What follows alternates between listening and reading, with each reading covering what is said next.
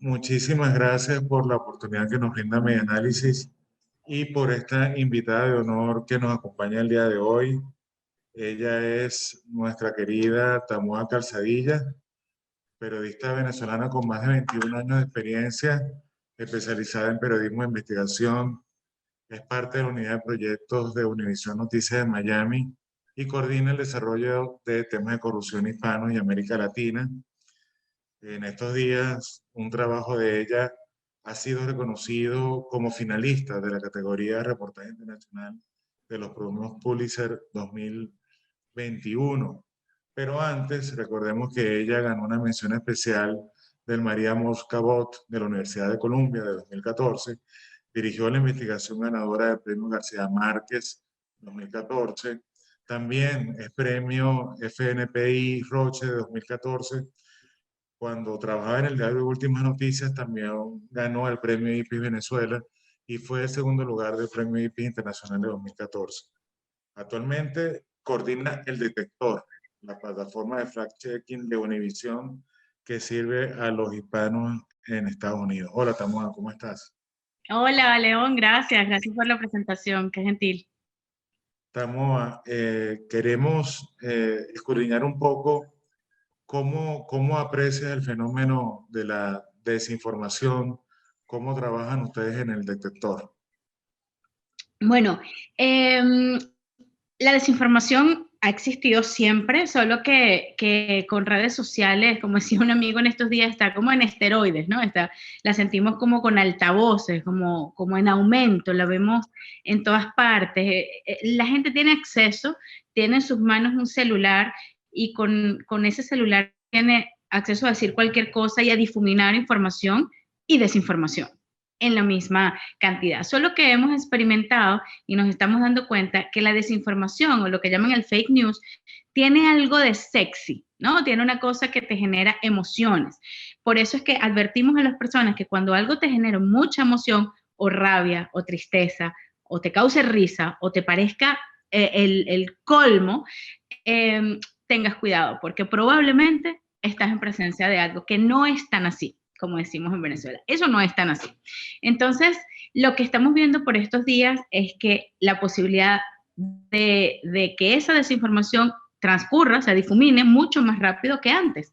No es lo mismo estar en una plaza y decirle a alguien y comentarlo o aquello del telefonito a tener una cuenta de WhatsApp o de Facebook o de Twitter y expandirla a todos tus seguidores y que alguien sin leer de repente haga un RT o haga un share o haga cualquiera de estas acciones que últimamente, menos mal, están un poco limitadas, pero que llega a muchísima gente, le parece simpático, le parece bien y simplemente la riega. Cuando llegamos nosotros, los periodistas o quienes nos dedicamos a esto de desmentir, llegamos tarde. Entonces siempre llegamos después de que este hecho se ha hecho viral, después de que ya todo el mundo se ha reído, ha llorado, lo ha compartido y cuando uno llega como con la mala noticia, hey, tocan el hombro, no era cierto, es como que ya no se comparte igual, ya no es tan sexy, ya es como que viniste a jugar la fiesta, ¿no? Como muchas veces hacemos los periodistas. Y nuestro trabajo no tiene muchas veces el impacto que queremos. ¿Cuál es el sueño de todos los verificadores? Que nuestro trabajo se viralice tanto como la fake news. No siempre lo logramos, pero bueno, trabajamos para eso. ¿Cómo aprecias la influencia de algunos intereses? Por ejemplo, se me ocurre el ruso en la difuminación, la difusión de desinformación, fake news, contenidos engañosos, ficciones, leyendas urbanas en Estados Unidos. ¿Realmente aprecias que de pronto sí tiene una influencia en las instituciones democráticas este estilo de difuminar, sobre todo en procesos electorales como el pasado, este Sí, tipo de contenido? ¿Cómo lo ves? sí, claro. De hecho, por eso en Estados Unidos ellos en inglés separan misinformation de disinformation. Ellos separan la diferencia entre ambos términos es la intención. Una cosa es que tú te equivoques, ¿verdad? Y no digas correctamente algo como es. Y otra es la intención de poner un mensaje para provocar una reacción, para hacer, por ejemplo, propaganda, que ya entra el tema, como dices, de los rusos y su posición en 2016 y todo esto que ocurrió. Ya cuando tú introduces algunos temas en algunas páginas web, en algunas páginas de Facebook, algún contenido para provocar una reacción y que esa reacción al final provoque un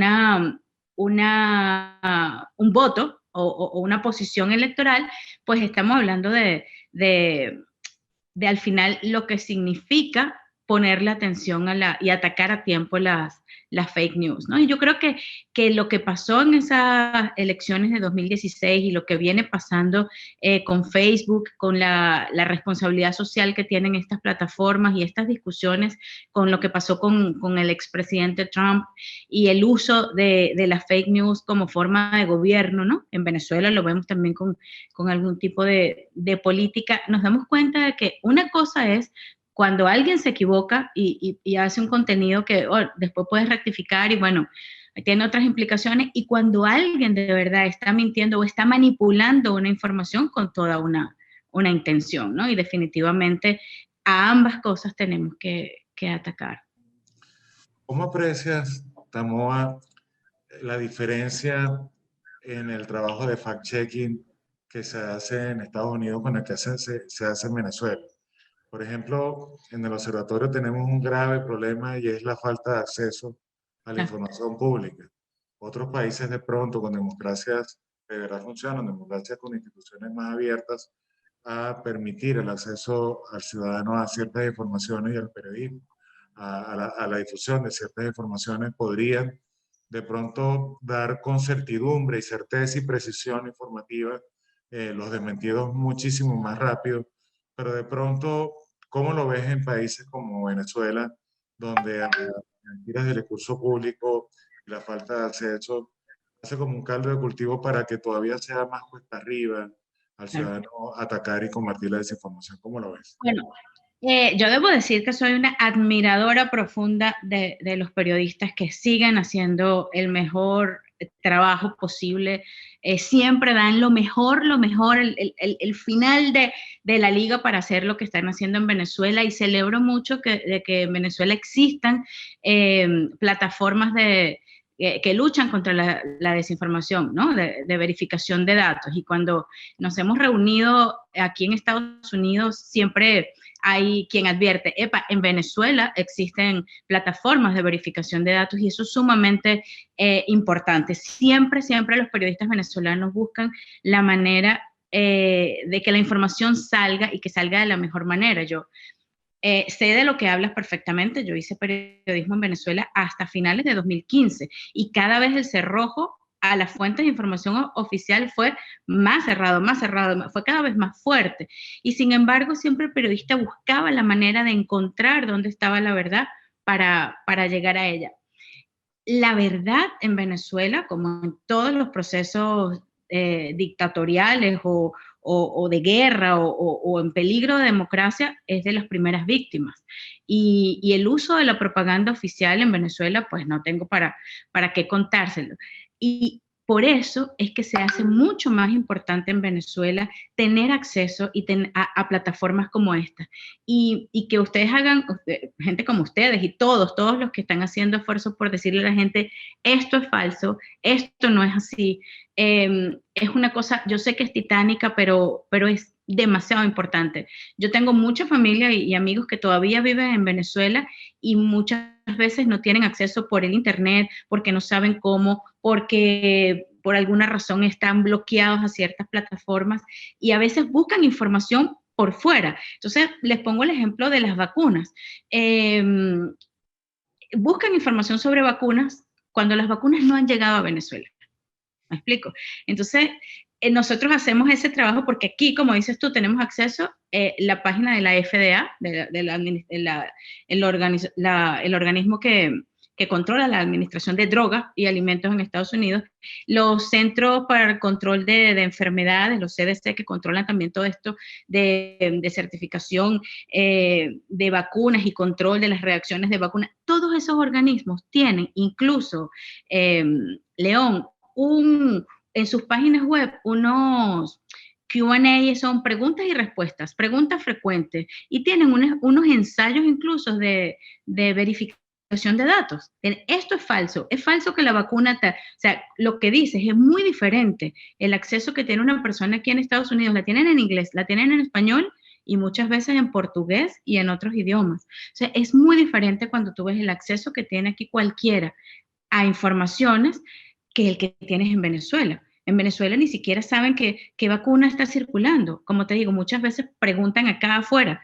miren, ustedes nos pueden decir qué vacuna sirve, claro, pero uno puede hablar por las que están aquí. Pero ok, vamos ahí a ver cómo los ayudamos a ver las que están en Venezuela. ¿Y sabes qué nos ha pasado en el detector?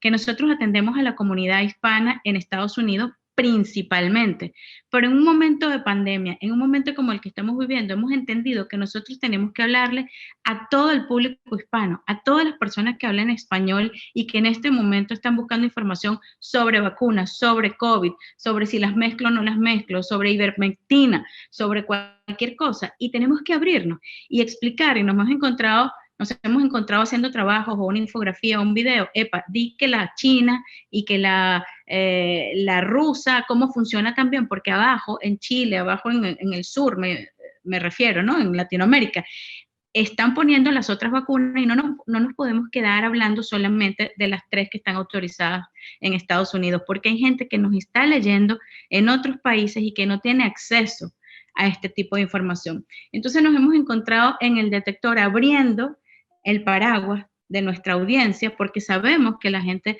no tiene la información a mano en países como Venezuela.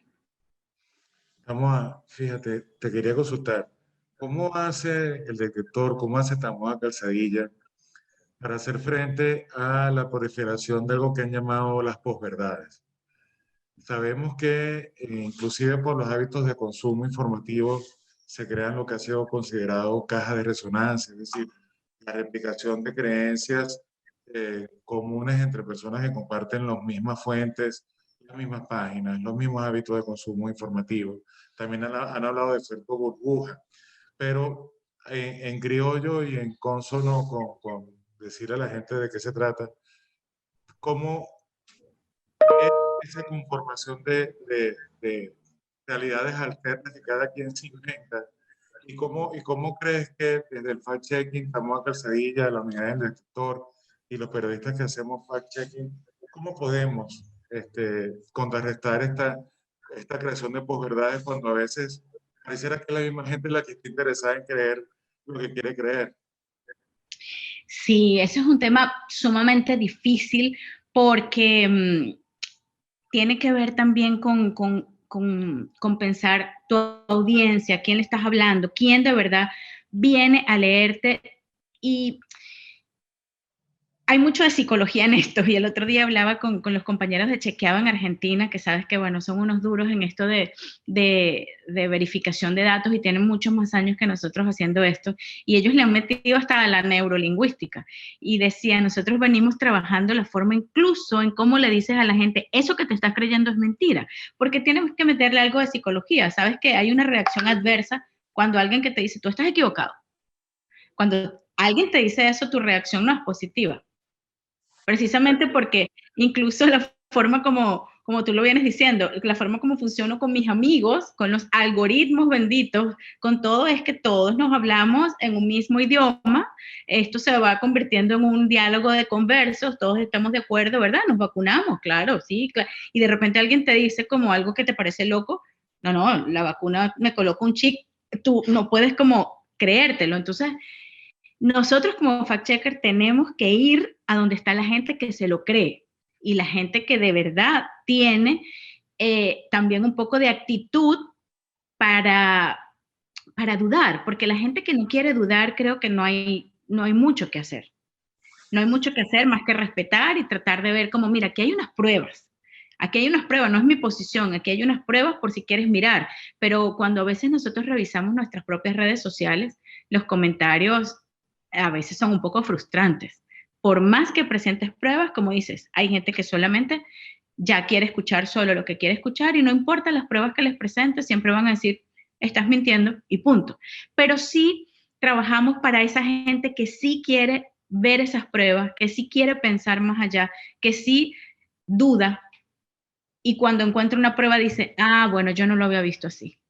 Ah, bueno, ok, esto me hace dudar, esto me hace pensar. Entonces, trabajamos para eso. ¿Cómo decimos esto o a qué especialista buscamos? ¿Qué cifras presentamos para mostrar que esto no es así? O sea, ¿a qué físico le preguntamos para que se entienda que no es la vacuna la que hace que se pegue una cosa del cuerpo? ¿No? Entonces, no, pero a mí se me pegó. Ok, entonces el trabajo ahora no es que se te pegue, sino por qué puede ser que a alguna persona se le pegue. Entonces, hicimos ese trabajo también. Ah, tiene unas explicaciones, entonces el roce, la cosa, y ahí vas como modificando, dándole explicaciones físicas, científicas, o sea, dándole pruebas a las personas, pero siempre teniendo incluso la humildad de decir, yo llego hasta aquí. O sea, yo no puedo convencer, yo llego hasta aquí, este es mi trabajo, presentar pruebas, mostrar, estar pendiente de ver y saber buscar las fuentes que son, pero yo llego hasta aquí, ¿no? A veces tienes que decir, yo llego hasta aquí. Hay una etiqueta que, que tú tienes o que tiene la unidad para la que diriges, que precisamente es sin evidencia suficiente, algo así. Sí, no hay evidencia. No hay evidencia. Y en efecto, a veces pasa que las etiquetas que diseñamos también se nos quedan cortas. Pero Sí, también, como te escuché hablando en una oportunidad, creo que con César Miguel Rondón, tú comentabas que a veces también hay que extraer de aquel cúmulo de desinformación aquellas cosas que suenan a ficción y resulta que son verdades. Nosotros, por ejemplo, nosotros tenemos una etiqueta que dice fake, otra que dice error, para hablar de cuando no tiene intencionalidad, otra que dice engañoso y otra que dice no es fake, por ejemplo. Curiosamente, a veces lo real parece más ficción que lo que no es. ¿Podrías comentarnos un poco qué etiquetas manejan en el detector y por qué te parece interesante tener una que diga no hay evidencia en un momento determinado? oye, qué buena pregunta, porque tú sabes que esa es la etiqueta de nuestros dilemas éticos constantes por estos días, de esta ciencia cambiante. Primero, te respondo a la pregunta más sencilla, que nosotros manejamos 5 etiquetas, ¿no? Que es verdad, falta contexto, no hay evidencia, que está en el medio, engañoso y falso. Están así en ese orden porque falta contexto está más hacia el lado de la verdad. No hay evidencia es porque en este momento no hay manera de decirte si es cierto o si es falso, simplemente no hay nada que pruebe. Engañoso está más cerca de que eso es falso. Y en el caso de los videos y de las imágenes, manejamos, ¿es auténtico o está manipulado? ¿No? Pero en el caso de la de no hay evidencia, nos ha tocado usarla mucho en estos tiempos de ciencia cambiante, ¿no? Este momento tan dinámico en el que de pronto hoy no hay evidencia de que mezclar vacunas sea algo positivo, ¿verdad? Nos pasó. Pero resulta que pasadas 2 semanas pasó lo de AstraZeneca y empezaron a ver que mezclar de pronto con una vacuna ARN mensajero, disculpen, podía ser la solución. Entonces, nos dimos cuenta, nosotros tenemos que tener cuidado en el detector en este momento de ciencia cambiante y evolucionando, y con este dinamismo de decir falso, no puedes mezclar vacuna. Ojo, en este momento no hay evidencia de que eso te cause un daño, ¿no? No hay evidencia.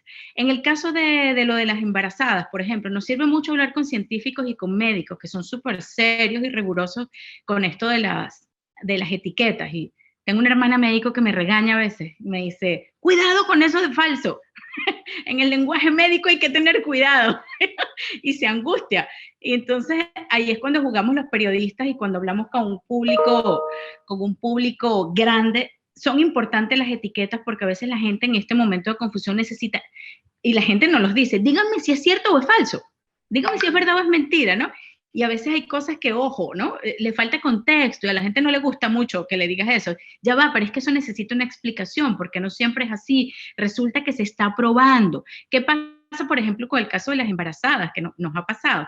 Que en los ensayos clínicos no había pruebas con embarazadas. ¿qué ha pasado? Que en la medida que se ha vacunado, en los ensayos clínicos no hubo pruebas, pero en la medida que se ha ido vacunando, ha pasado que incluso han salido embarazadas después de haberse vacunado. Entonces, ¿qué dicen los médicos? Bueno, mira, no había evidencia, pero poco a poco parece que no hay peligro. Entonces, tú no puedes decir, es falso. O sea, lo que es falso, ¿qué es? Que alguien diga, le hace daño. Bueno, él está diciendo algo falso porque él no tiene pruebas para decirlo, pero en realidad no hay evidencias de eso. Entonces, bueno, es un dilema ético, es un dilema editorial, es un dilema de todos los días que tenemos en el detector, pero es muy sabroso tener este tipo de dilemas éticos, porque decía un profesor, si no tienes dilemas éticos en el periodismo, preocúpate. Entonces, bueno, si lo tenemos es porque vamos bien y tratamos de verdad de ser rigurosos, de que la gente entienda, de que sea responsable y de que el día de mañana no tengamos que arrepentirnos de haber dado una información falsa. Igual en el detector como parte de nuestra metodología y estamos concursando, estamos esperando que en cualquier momento, incluso en cualquier hora, nos den respuesta de nuestra certificación como miembros de la International Fact Checking Network, que es esta instancia que nos certifica como chequeadores serios en la vida, nos indica que debemos tener una política de corrección. Y somos responsables con esto en la medida que uno pueda equivocarse, por ejemplo, colocando una etiqueta, tenemos una política de corrección en la que decimos, mira, en un principio habíamos puesto que esto era falso o de pronto no había evidencia y resulta que es verdad o que se comprobó con los días que era cierto y lo decimos abiertamente. Creo que eso genera confianza, creo que la gente puede entender que eso está pasando, lo explicamos, incluso podemos llamar a un especialista y decir, bueno, nos explicó que en realidad la etiqueta debería ser tal por tal razón. Pero son los dilemas de estos días y me parece que tenemos que bailar a ese ritmo, ¿no? Estamos hablando de dilemas. Sabes que hay un tema que apasiona sobre esto y es que no solo a veces la gente se altera cuando le dicen, mira, tú has sido engañado. Resulta que en efecto, por mencionar algo, Mark Twain decía que cuesta más decirle a la gente que ha sido engañado que engañarlo como tal. Pero sobre esa base hay un problema y es un dilema tal vez universal. Y es que tal vez el fact-checking se convierte como en una tentación para decir yo tengo la verdad de las cosas. Tal vez quería preguntarte, con tu experiencia clasificando los contenidos, de pronto no te genera de repente esa angustia de decir en algún momento determinado, mira, no es que nosotros tengamos la verdad, sino que sencillamente estamos denudando las mentiras. ¿Cómo lo manejas? ¿Cómo lo llevas dentro a la hora de decidir colocar una clasificación o a la hora de dejar que una unidad pase sencillamente como una unidad real que fue información o una comunicación legítima de un ciudadano que reportó algo por sus redes sociales? Lo decimos como de una manera muy cercana a la gente y tratamos como y lo puedes ver en la redacción de nuestros párrafos, como si se lo contáramos a unos amigos. Algo así como, no te creas ese meme, era un meme. O sea, lo de Ron DeSantis ayer que lo publicamos diciendo tal cosa, era un meme, no era verdad. Aunque él haya dicho tal, no era cierto. Tratamos de acercarnos, como si un amigo te dice, oye, pana, no te creas eso, era mentira. ¿Sabes?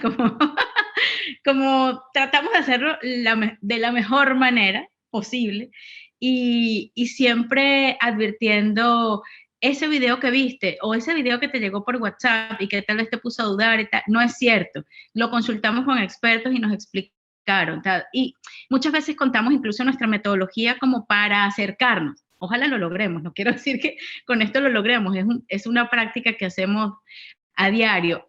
Decimos cosas como, entonces dudamos y llamamos al experto tal que nos explicó que tal cosa, tal cosa, tal cosa, ¿no? Tratamos como de hacer sentir a la gente que nosotros somos un vehículo, que nosotros lo que hacemos es investigar, no hablamos como los expertos, decimos que fuimos a investigar a los expertos, decimos que fuimos a las fuentes y te contamos que resulta que era falso, resulta que no era verdad. Nos pasó una vez que llamamos a una persona que colgó en redes sociales un meme en el que engañaba con una influencer mexicana y decía que estaba haciendo un concurso para regalar vacunas Pfizer, y resulta que él manipuló la imagen y ella estaba regalando era otra cosa, un concurso.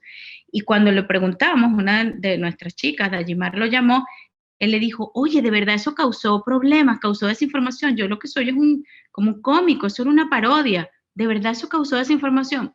Se terminó la llamada y el día siguiente vimos que en su cuenta o en el Twitter aclaró, esto es parodia. O sea, muchas veces, y cuando lo contamos en el detector, contamos esa anécdota, dijimos que días después o horas después la persona puso que era una parodia. Tratamos de acercarnos a la gente con de hacer ese acercamiento, de que se note de que no es que nosotros nos paramos en un banquito de expertos con todo y que la etiqueta puede resultar odiosa, y te entiendo la pregunta, ¿no? Como si, sí, tú eres el que dices que es falso. No, hacemos una investigación y esa investigación tiene una hipótesis y la hipótesis es determinar si esto cabe en una de estas 5 etiquetas.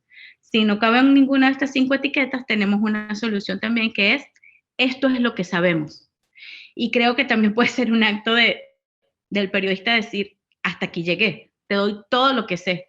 O sea, eso nos pasó, por ejemplo, cuando la suspensión de Johnson & Johnson, no sé si recuerdan que hubo un momento que hicieron una pausa cuando ocurrieron algunos problemas con algunos casos de trombosis en algunas personas, hubo una pausa y entonces, bueno, había mucha confusión. Entonces no podíamos decir ahí es falso, no hay evidencia, no, esto es lo que sabemos. Entonces investigamos qué era lo que había pasado y no pocas veces ponemos esto es lo que sabemos y te contamos.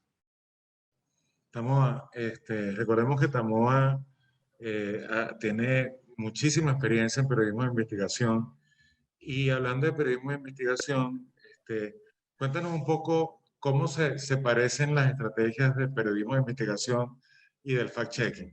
También hay investigación. Cuéntanos cómo es el abordaje estratégico que tú conllevas y que lleva tu equipo, o que tú recomendarías para quienes hacen fact-checking en general para presentar ese cúmulo de evidencias al público.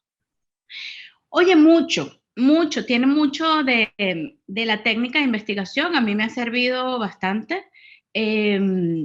Y la investigación, el periodismo de investigación parte siempre de hipótesis, y esa hipótesis parte de un conocimiento previo que tienes, ¿no? Tú tienes un olfato que te va diciendo por tu conocimiento o experiencia, oye, esto puede ir por aquí, pero luego elaboras una hipótesis, y en este caso nuestra hipótesis va a plantear si esto encaja en estas 5 etiquetas, y ahí es donde se junta fact-checking con periodismo de investigación.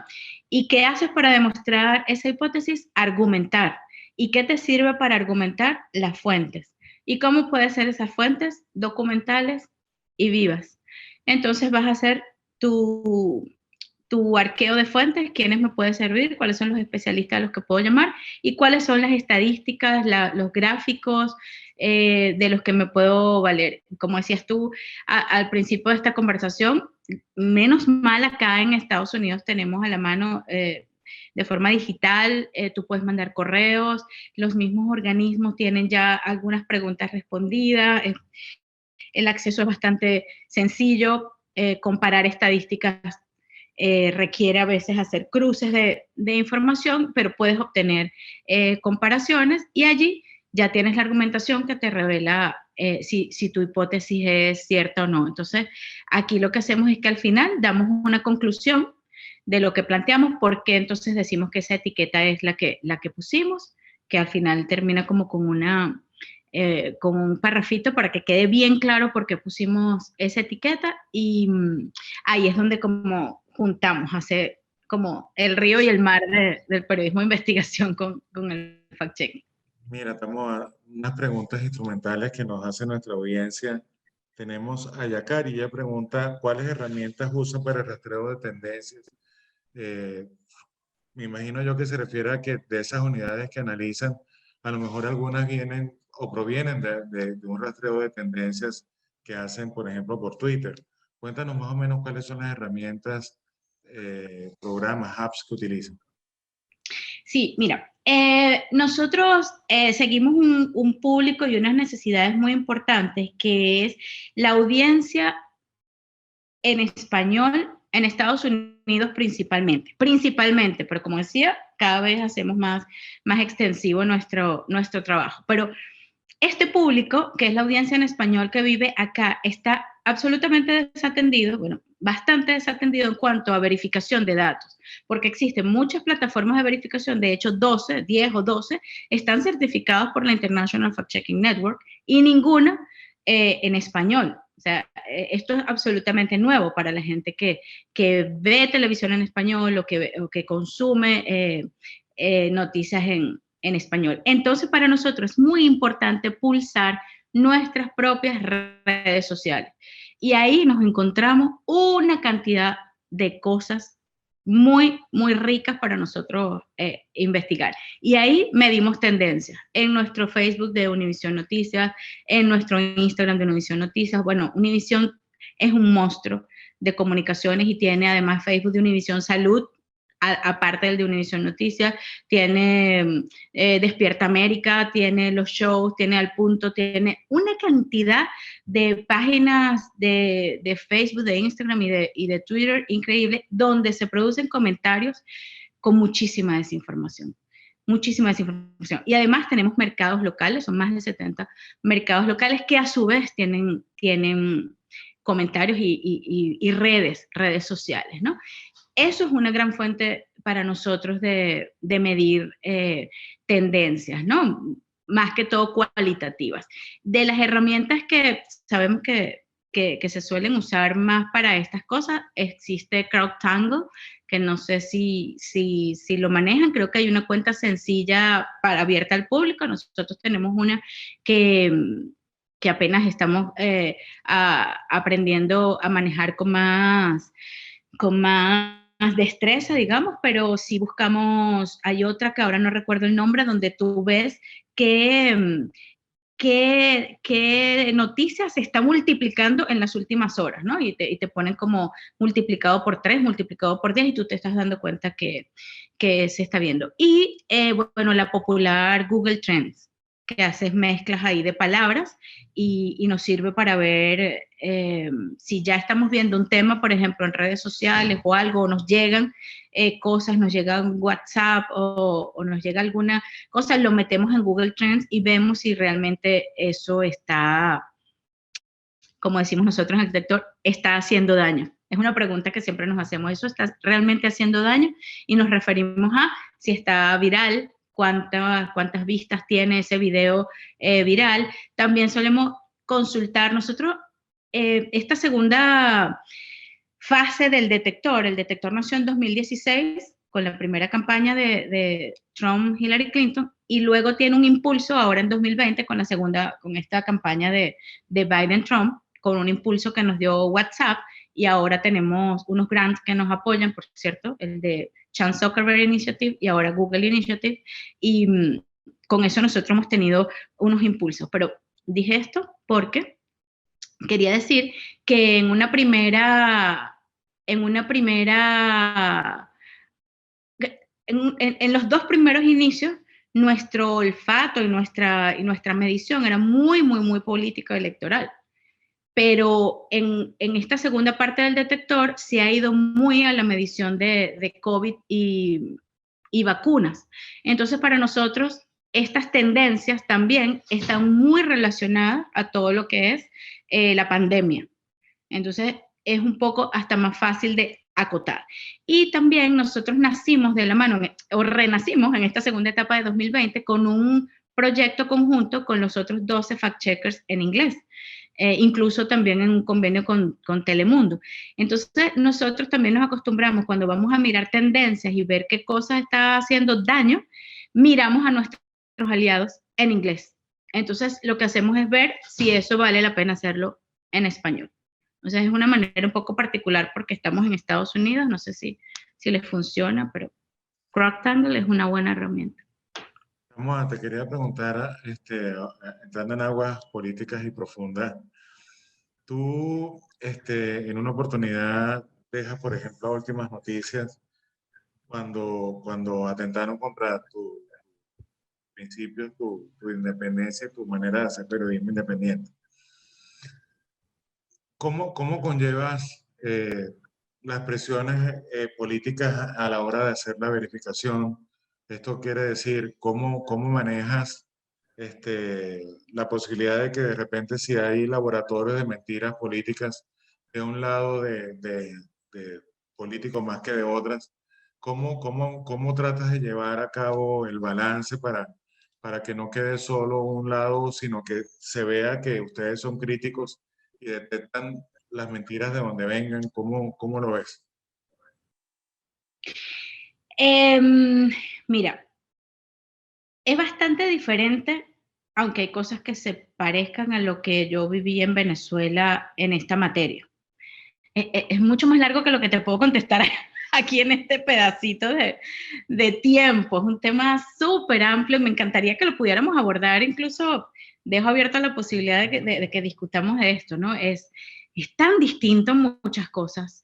La forma directa, como se me planteó a mí, por ejemplo, la censura en Últimas Noticias, ya en esa última etapa del chavismo metido dentro de Últimas Noticias, mandando con una persona del gobierno ya metida directamente en el consejo editorial, ya aquella cosa vulgar de poner en portada solamente aquello que favorecía al gobierno. O sea, eso no lo ves aquí.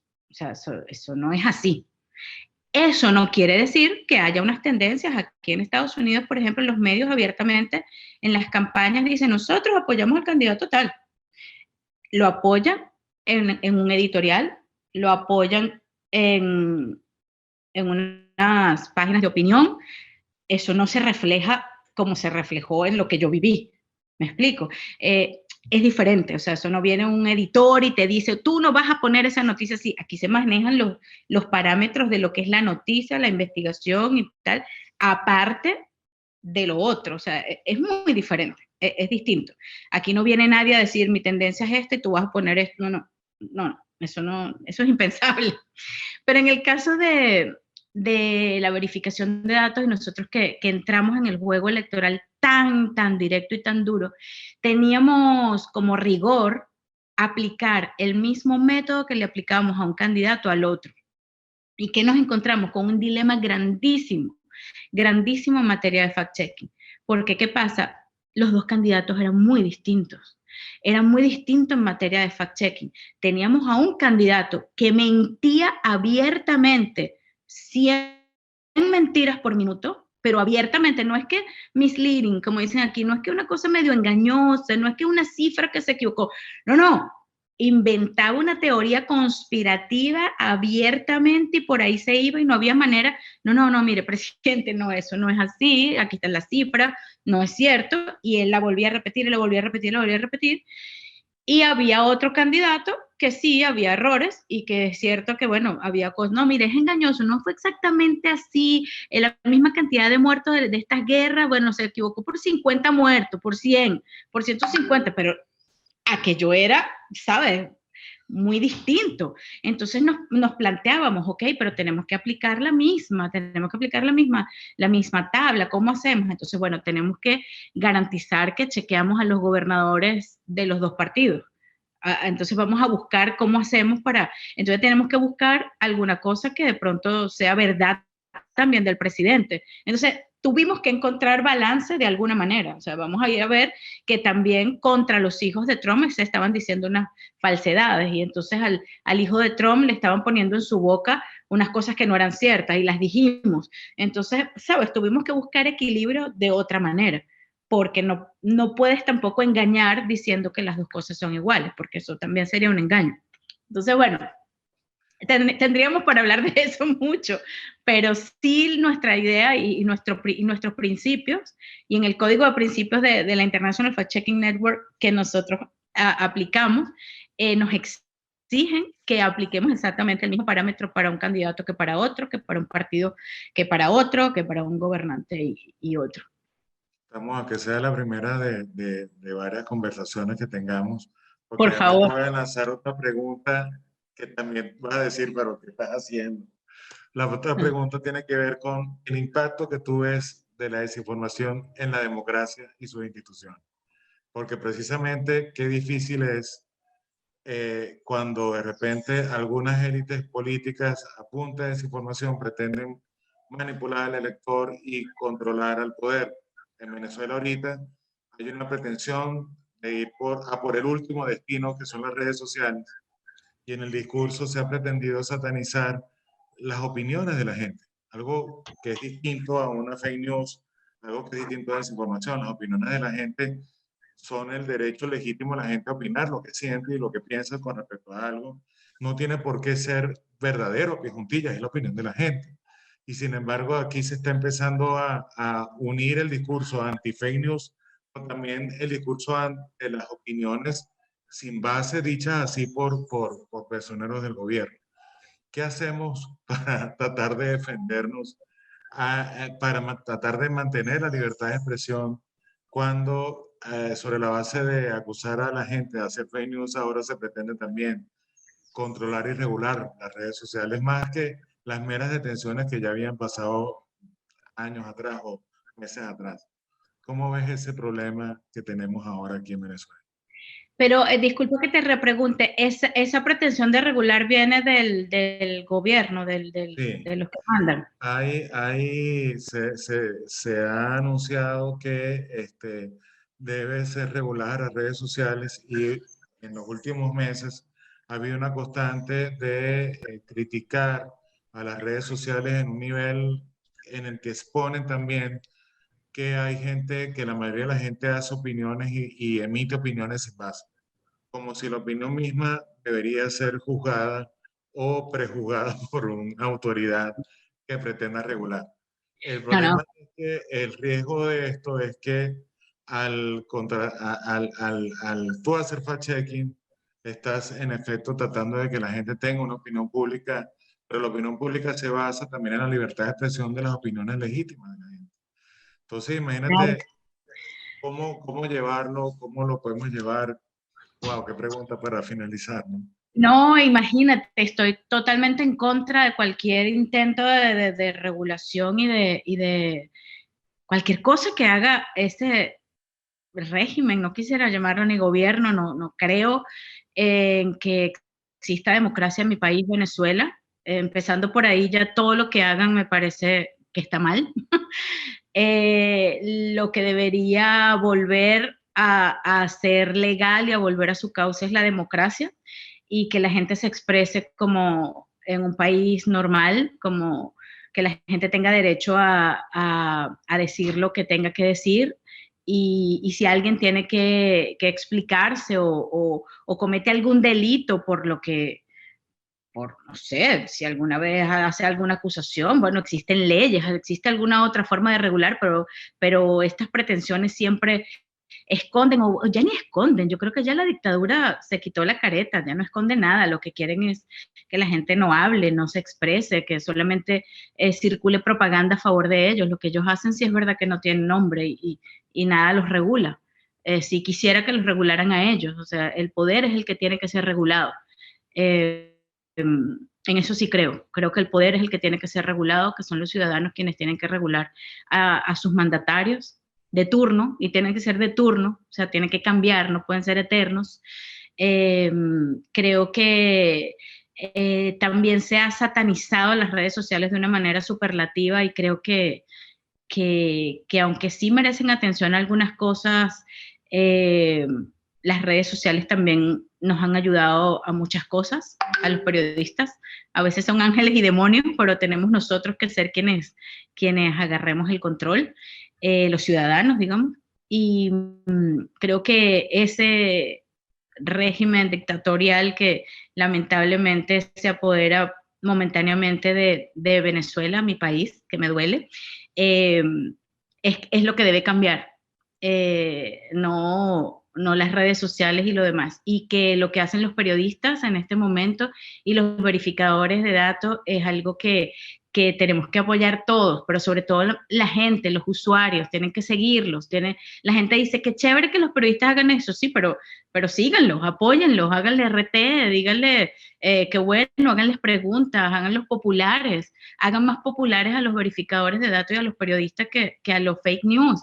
No retuiteen las fake news, no manden en los chats de la familia las fake news, manden al observatorio y a los otros trabajos que hacen los periodistas. Esa es la manera de apoyar a la gente que está haciendo un buen trabajo y sobreponiéndose a esos intentos de la dictadura y de los que quieren callar. Ese sería mi humilde consejo desde acá, y es lo que yo hago, los sigo, los apoyo cuando necesiten que hablemos y charlemos de esto o cualquier otra cosa, o alianzas entre chequeadores. Estoy a la orden completamente. Creo que en este caso, y sobre todo en pandemia, no vale competencias, sino alianzas. Creo mucho en el periodismo colaborativo, y más en este momento. Si hay que aliarse para que nuestra voz llegue más y para ser más poderosos que la fake news, pues cuenten conmigo. Muchísimas gracias por esta entrevista, muchísimas gracias por habernos acompañado.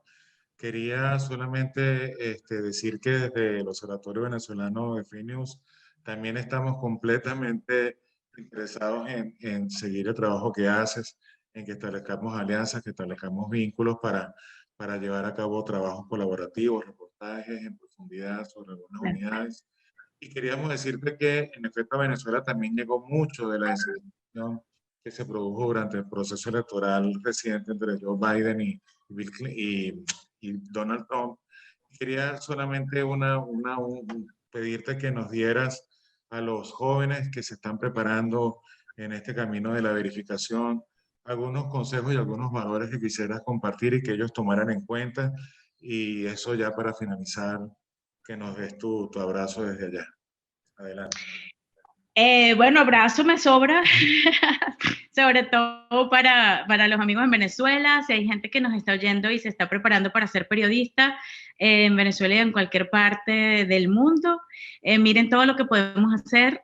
Les repito que la alianza es el nuevo tubazo de estos tiempos. Creo que ya eso pasó de moda. Creo que lo más importante es el trabajo colaborativo, que cada quien aporte lo que mejor sabe hacer, y que grandes y unidos y con todas las redes y con todos los seguidores somos más fuertes, porque este reto que tenemos por delante no es cualquier cosa.